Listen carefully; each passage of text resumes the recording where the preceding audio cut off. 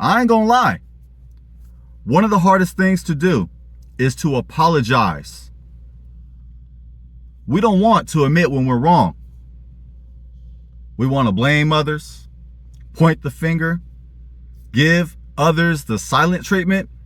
Come on now. I've been guilty of that. I bet you have been. Don't lie. You don't want to apologize for lying. We want to hold on to pride.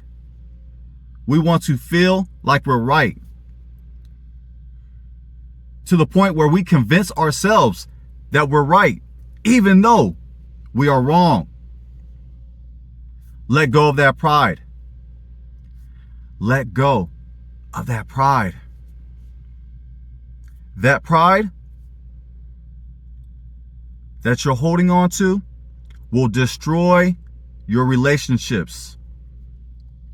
Our Messiah said in Matthew chapter 5, verses 23 and 24. I'm reading the ESV. I'm not going to apologize for that.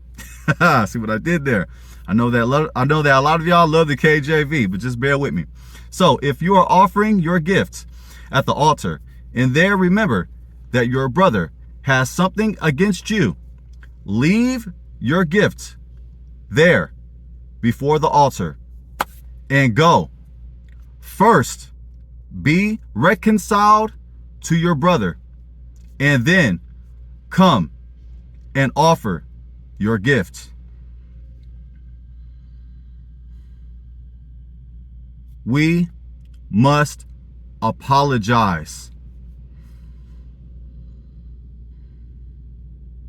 Pride is a cancer. Remove that pride. Cut out that pride before it kills your relationships and before it kills you.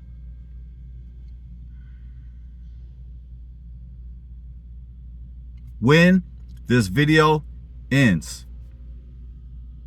I encourage you to make things right.